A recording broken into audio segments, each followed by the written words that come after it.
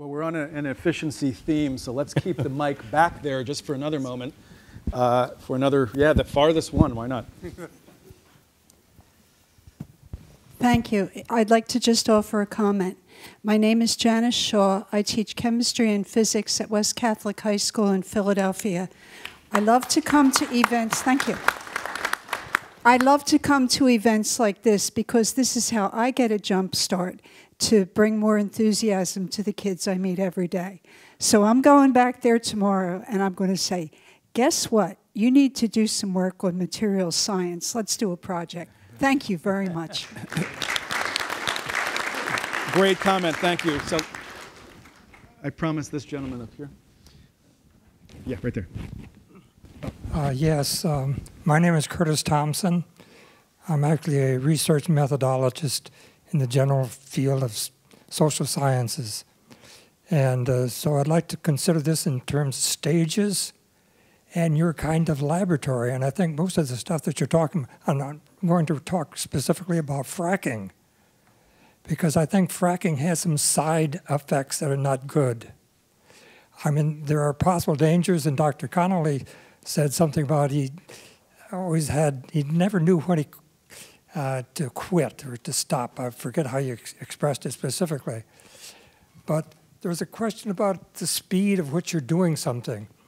And the legislative bodies of Pennsylvania now have passed a law, and Corbett, I think, has probably signed it already, that these gas companies and the gas lines actually have precedents. They can decide without the city or the community saying where that's going to go. And so is there a question here? Or I just, okay, I'm sorry. Just wanted to, because we're getting down to the wire. I want to make sure we get come over in. I think the chemists on the stage there seem to think that there were no side effects. Are there any possible side effects that you're not considering with regard to the environment? So maybe I could kind of address your question in terms of what I think all of us do in any product that we develop. So we talked a lot about research in the labs, but in any product that we develop, extensive testing is done to make sure that it's safe for use as we kind of bring it out into general use in the industry. That same thing goes on when we look at all the different operations that we run inside our companies, whether it's in the upstream organization where we're pulling oil and gas out of the ground. I mean, there's a very extensive and elaborate evaluation that has to be done for the safety of that operation. I mean, just to comment, you mentioned look, the two dimensions of fracking that are talked about in relation to this tremendous benefit of low-cost energy are essentially water-related. One is the fluids that go into the wells that are brought out, often with large amounts of dissolved solids and other product, and the treatment of those liquids in a way that they can be either reused or put back into the environment in a safe way. There's lots of technology going on to deal with that issue.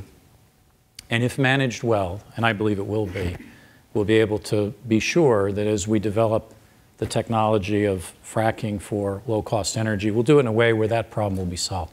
The second problem that gets mentioned as a potential problem is the contamination of aquifers from the actual fracking process, where you now have not liquids that have been brought out, but permeation into drinking water, for example. And that needs to be watched as well. The facts are the geological constructs generally for fracking are such that there are huge distances between where the fracking goes on and where the drinking water occurs for society. That doesn't mean we can ignore that issue, but it does mean we have to pay attention to it and manage it.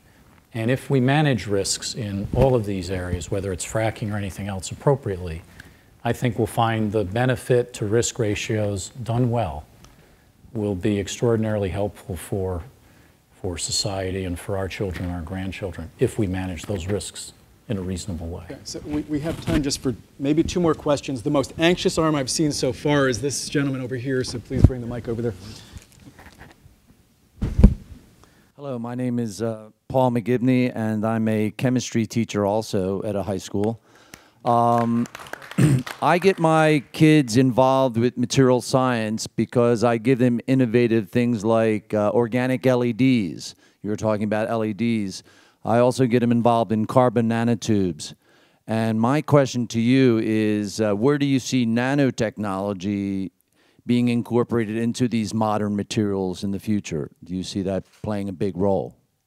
I'll take one quick shot at that. We're involved in that in one area. This is another area where, will it ever see the promise of what people have expected out of nanotechnology? The issue in carbon nanotubes, as you probably well know, is as you produce them, they're produced in bundles. And exfoliating them, separating them in an efficient way that allows them to be used in a low-cost way. And by that I mean with high yields. So today, to exfoliate these carbon nanotubes, the yields are very low, 2 or 3 or 4%. So you make 100% and you have 3 or 4% to use. The rest is waste, very high cost, back to some of the themes you heard over here. So solving that problem of exfoliating them where you can get high yields will change the game for carbon nanotubes. And there are technologies that are being developed today that are close to commercialization that I think will go a long way to solve that problem.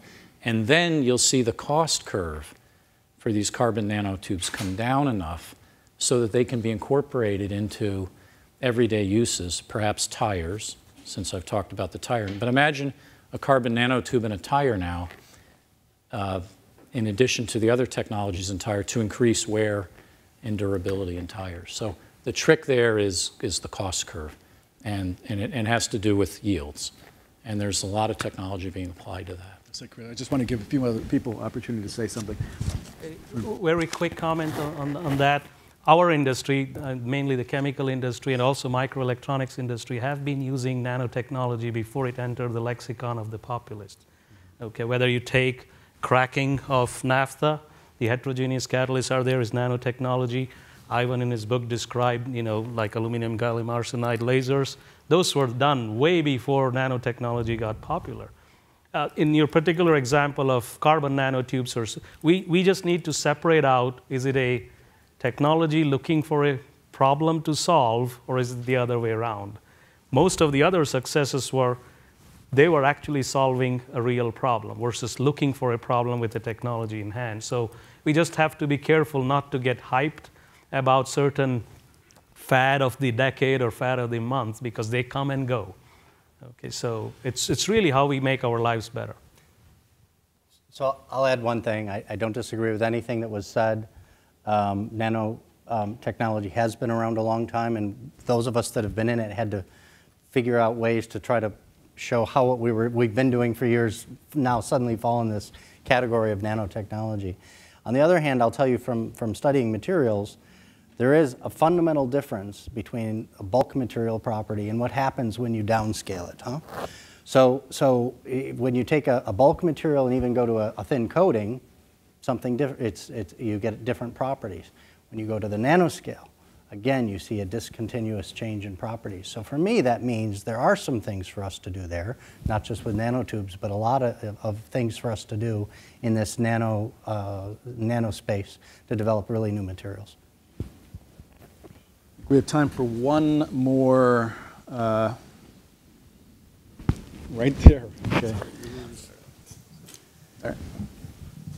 Yeah, hi, I'm Steve Freeman. I teach innovation at University of Pennsylvania.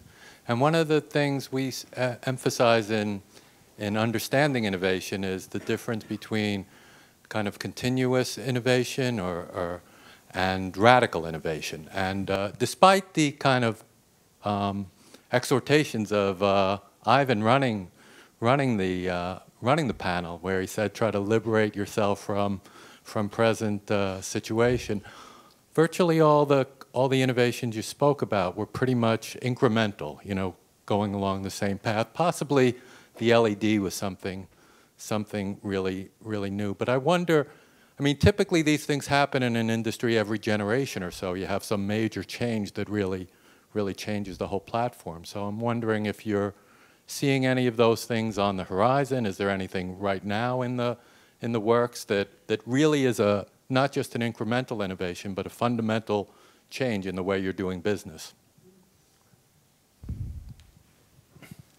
So I think there is a basic change in the way biology is going to impact the world of the material sciences, all right?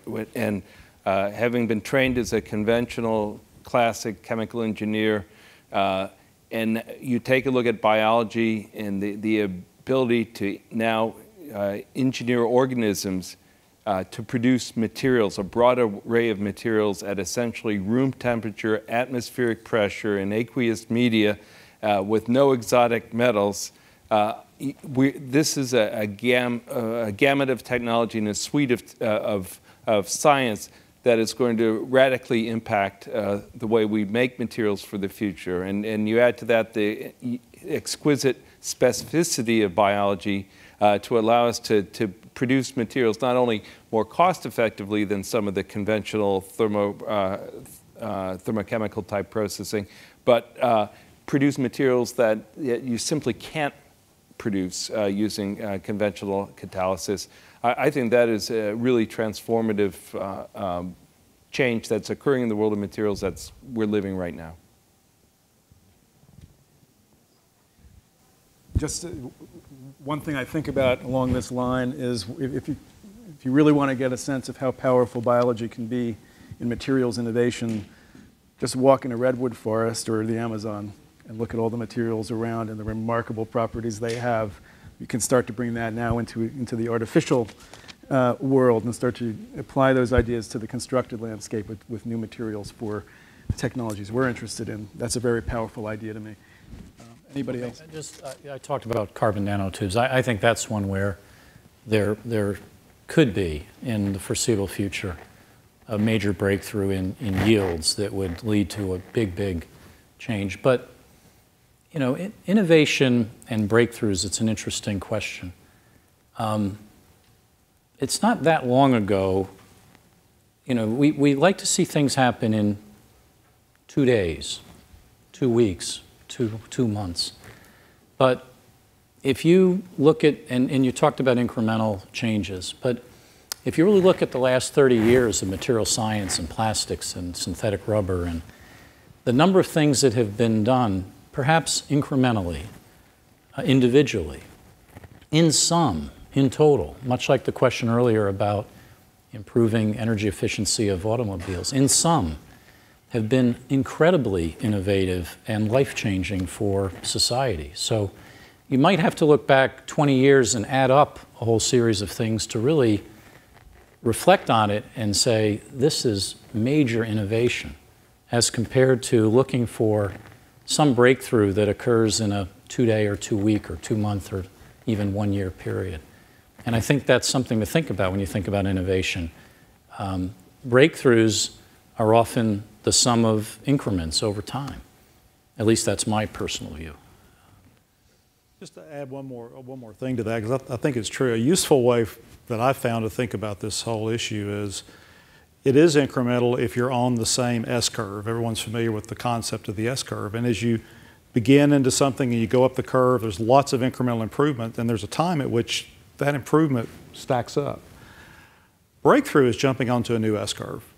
And sometimes when you jumped onto a new S-curve, it looks a lot like the old one you were on for a little while.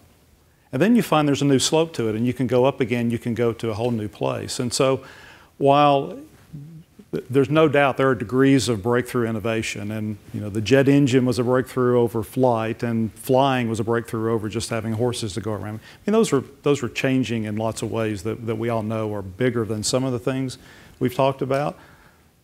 But when the science breakthroughs allow you to jump to a new place and solve problems by breaking old rules, you can go to a whole new place that will keep adding up time over time. And that's what ultimately I think is a partnership that we may have to make happen together, is to identify those things and work to keep jumping onto those new curves. Because if we get complacent and just sit around waiting for a breakthrough to happen, it actually is never going to happen.